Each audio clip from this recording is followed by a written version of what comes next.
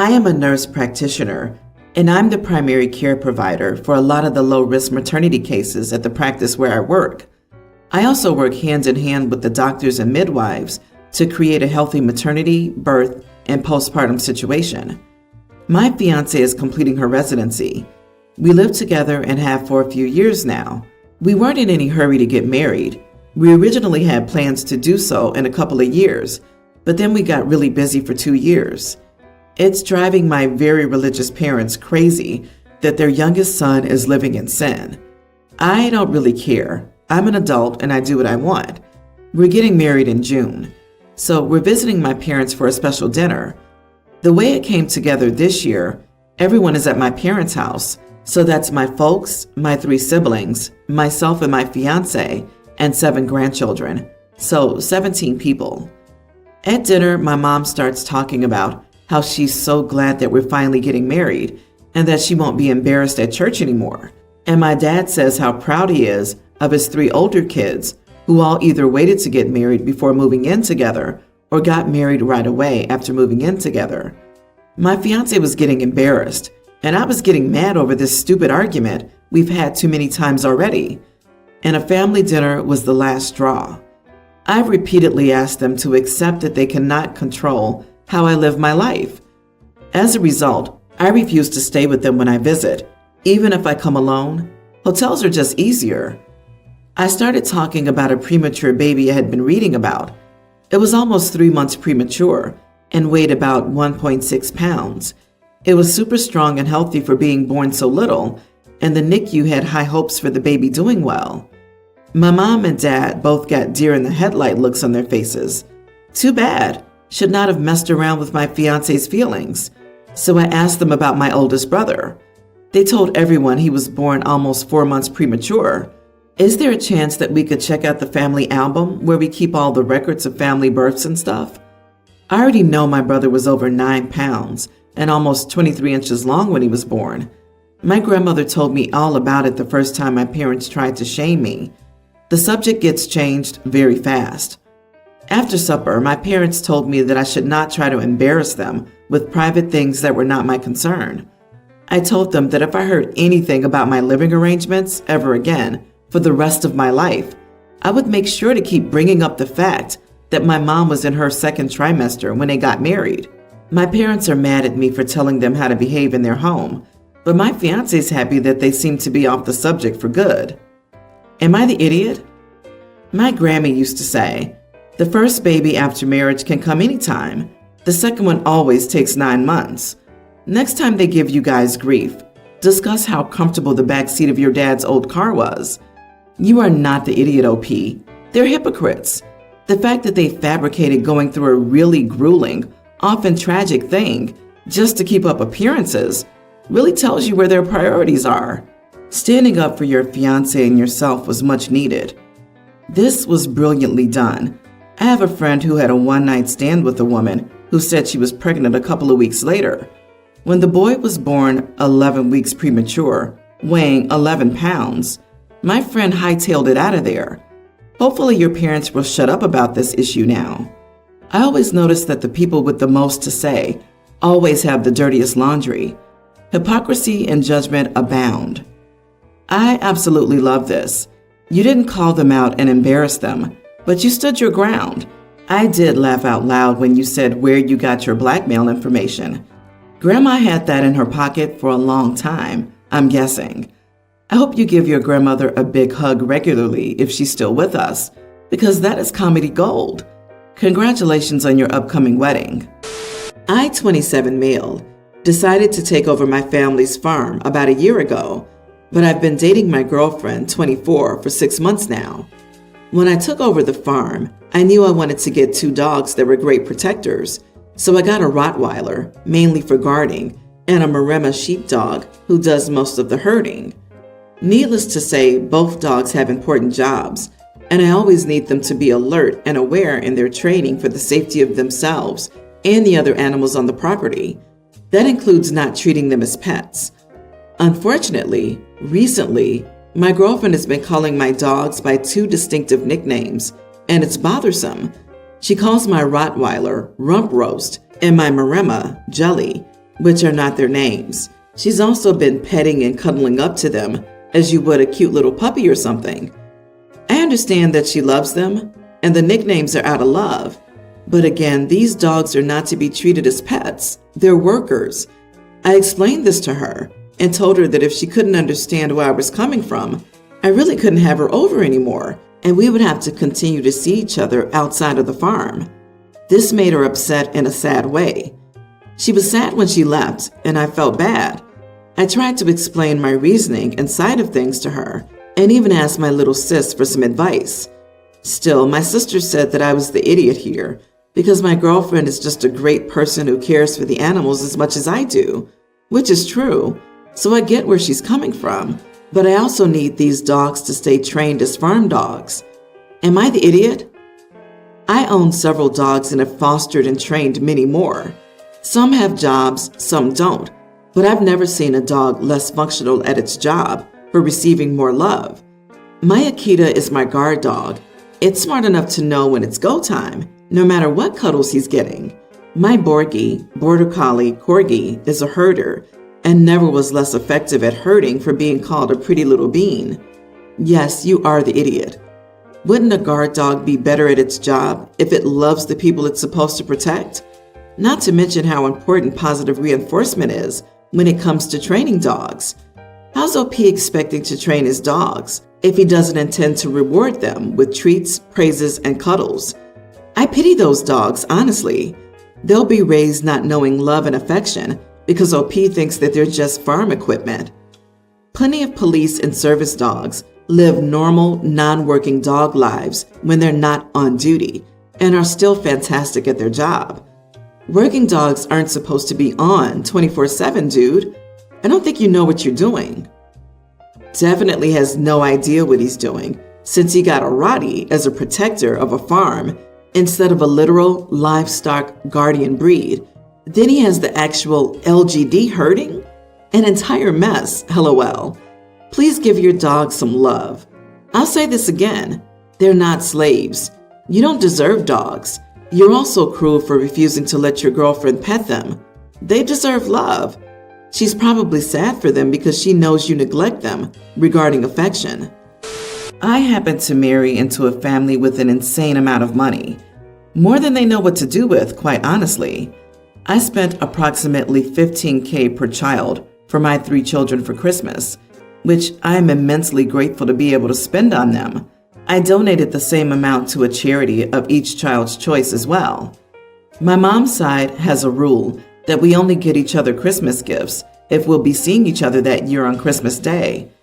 For cousins with children, we get the kids' gifts rather than their parents. My mother hosted this year, and about 10 of my cousins and their children were coming. So I bought each of my cousins' children something unique, not really thinking about the price, but more about what I thought they would like. My cousin, 35 male, has a young teen daughter. She's the result of a one-night stand. So most of us in the family have only met her mother a handful of times, and only for a few minutes. My daughter is the same age, and 2 parts of her Christmas Day gifts were Cartier love ring and an Yves Saint Laurent purse. I bought the same for my cousin's daughter, as they're very close and I thought she'd really like it. My cousin's daughter excitedly FaceTimed her mother to show her the gifts that I bought her, and was very upset upon ending the FaceTime. She said that I spent more on her daughter for Christmas than she had, and she was livid with me. I genuinely didn't think about the cost of the gifts, just more about what I believe a girl her age would really like, especially considering I have a daughter the same age myself and know what they like. My cousin's daughter's mother is really upset with me because she feels like I made her look bad to her daughter, but I only ever intended on getting her daughter gifts I thought she'd like. Am I the idiot? You are the idiot. I'm too rich to understand why the poor would get angry at me for spending thousands of dollars on gifts for their children. Yes, my friend, you should always run gift ideas by parents. If it's not something small, think less than $20. It's always a good idea to run it by the parents to make sure they're okay with such a purchase, and to make sure that they don't already have it.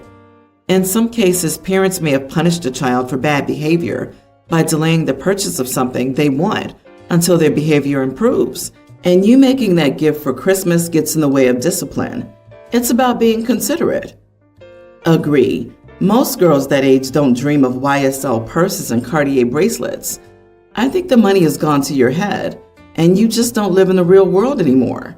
What is normal to you and your husband's family is not normal to the majority of the world. Oh, and I spent $15,000 on each of my 3 kids and donated the same to charity. Who spends $90,000 at Christmas? Even if I had it, I wouldn't. OP, you made the parents look bad and stole their thunder on Christmas.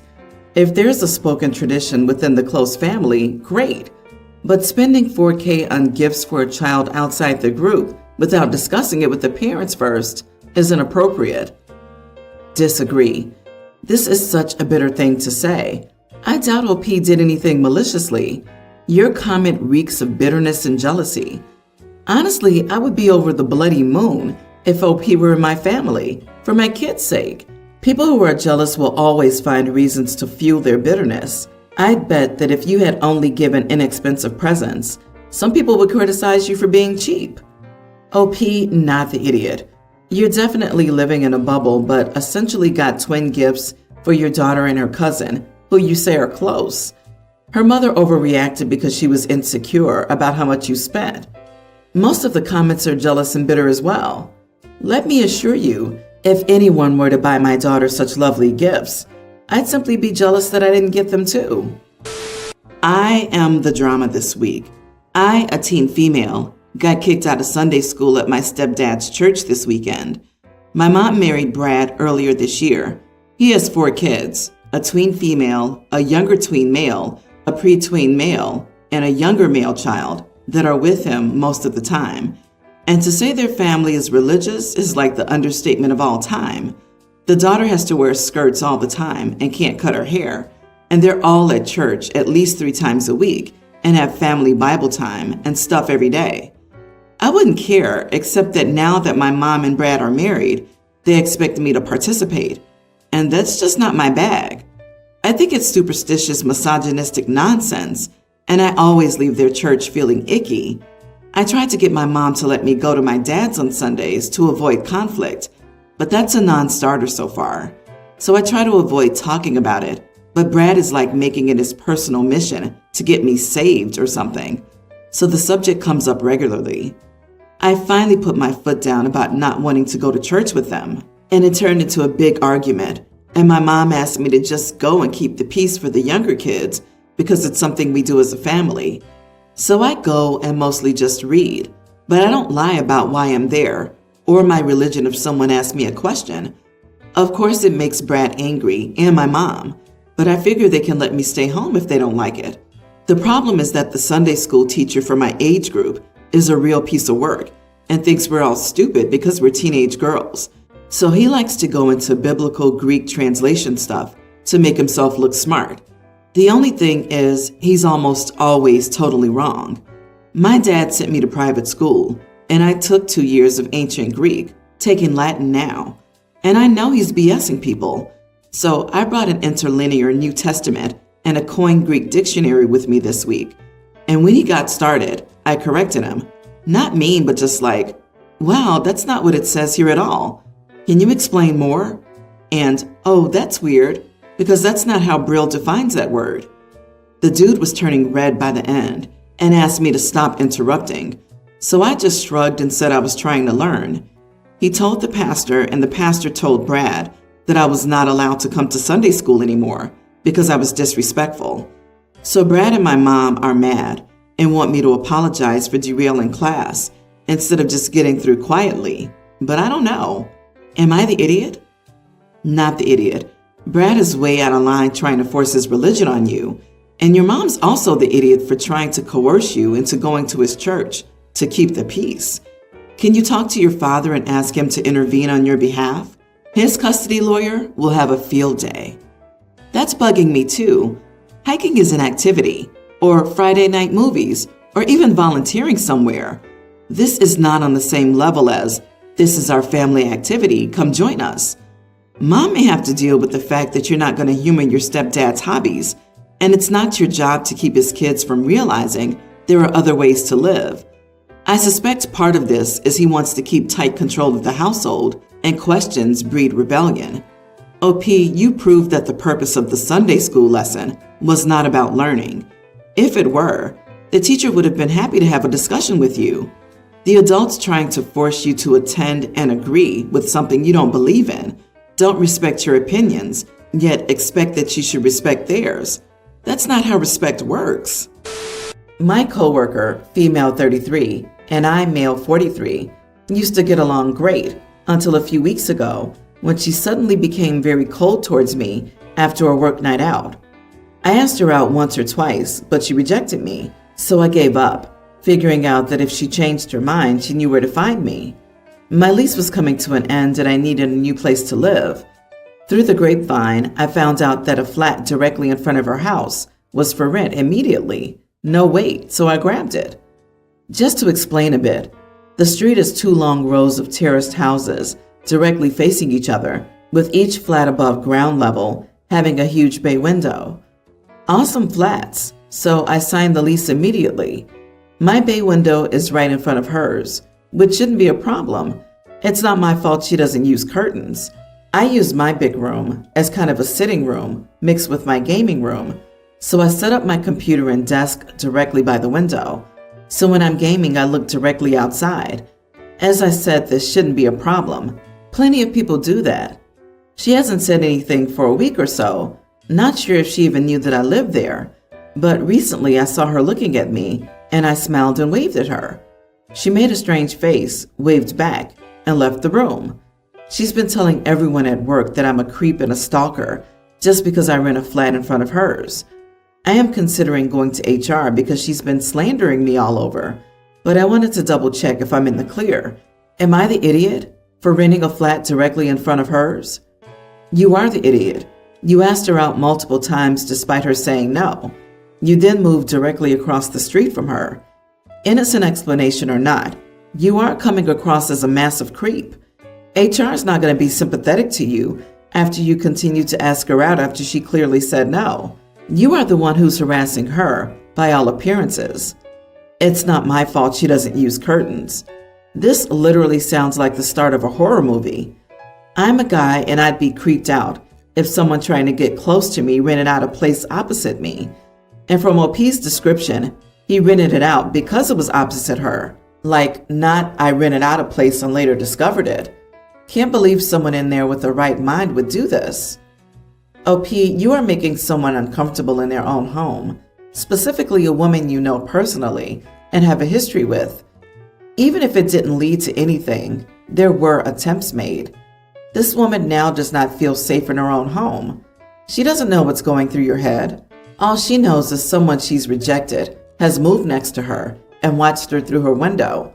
So, once again, regardless of what your intentions were, just the lack of awareness of this situation, even if you moved there with no ill intent, would still make you the idiot. And you want to report her to HR? Heck, man, she's reading the situation clearly. You are most certainly not in the clear. The fact that he wants to report her to HR sounds to me like he has insight and realizes he's being super creepy and is in the wrong, but wants to beat her to it to cover his own butt, because nothing that she's done has been reason enough to go to HR. What will he say? That she left the room after he waved to her? He has no reasons to go. He just knows she's going to report him.